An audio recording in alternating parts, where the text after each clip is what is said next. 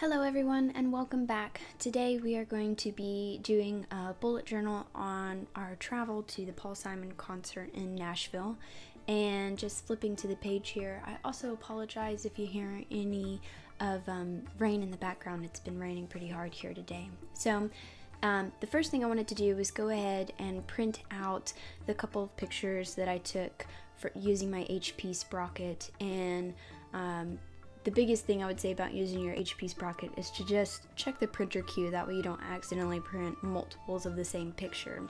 So the few things that I had to put in here were the two pictures and then our tickets, and just sort of figuring out the layout that I wanted to do, because I knew I wanted to put in a quote, but then I also wanted to have room to be able to write down any notes, well, my little notes about the trip and exciting things. So the quote that I decided to go to was "She's got diamonds on the soles of her shoes," which is a Paul Simon song, of course, and I thought it would be cool to have a little geometric diamond in there instead of having to write out diamond. I did go ahead and use my Kuretake watercolors to go ahead and watercolor this in, and I feel like it's a lot more vibrant, the colors are, in person. I think because of my video settings and the lighting that I use, that it kind of sometimes seems to wash these out, which it depends. You know, some people want a really vibrant watercolor and other people want to have a nice sort of muted tone, and I think both look really pretty. It just kind of depends on what you're going for.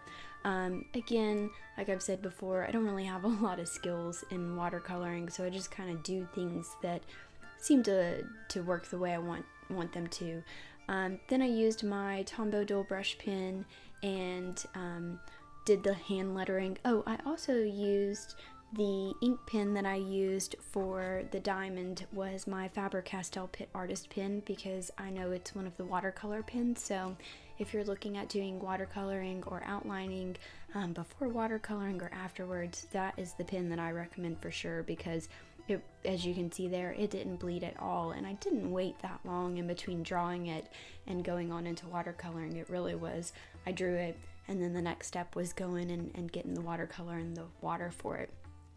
I decided to go over a couple of the flatter spots with a different color purple, just to give it a little bit more texture difference. Then using Tombow Mono Permanent Adhesive, I put that to the back of the ticket, and then I decided to use the Paul Simon. So that was the picture of the stage, and so at the very beginning they had Paul Simon on the background there. So the next thing that I decided to do was, I didn't think I really had that much to write about the concert, so I wanted to just do a little bit more watercoloring and some fun.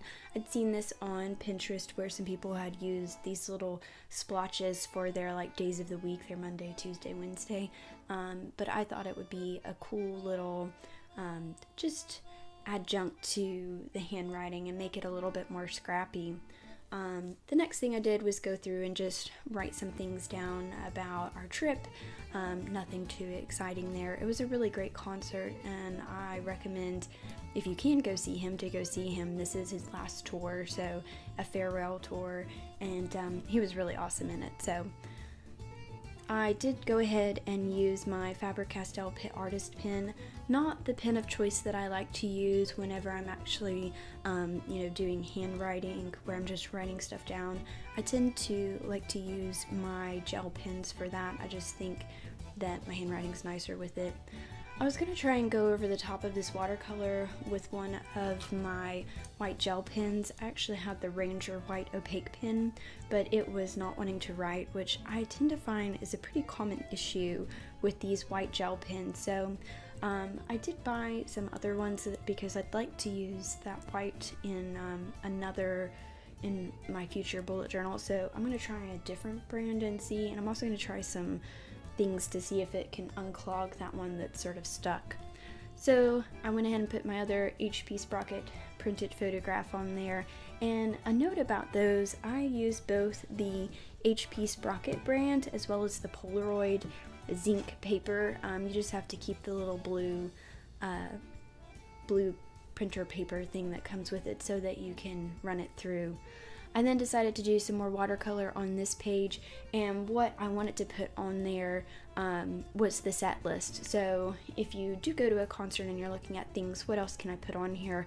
I thought it would be really neat to go ahead and have the set list that we listened to. So if I ever wanted to sort of revisit that or make a CD or a playlist or whatever, I have it here. And it was pretty easy to find. People sort of do that type of thing. So I just Googled Paul Simon Nashville set list, and boop, it came up. It was actually quite a long concert, and so I ended up running out of room here for the encore, because he did 2 encores, and so I had to go a little bit over into the white spot that's not on the watercolored area. I had hoped to keep it all together on the watercolor area, but that didn't work out, so that's okay. I had also thought about dragging the watercolor back out and going ahead and filling that in, but I decided not to. So I hope you like this little short bullet journal video, and if you guys have any questions or comments below, please let me know. Otherwise, don't forget to give me a like and thumbs up. Thanks. Have a great day.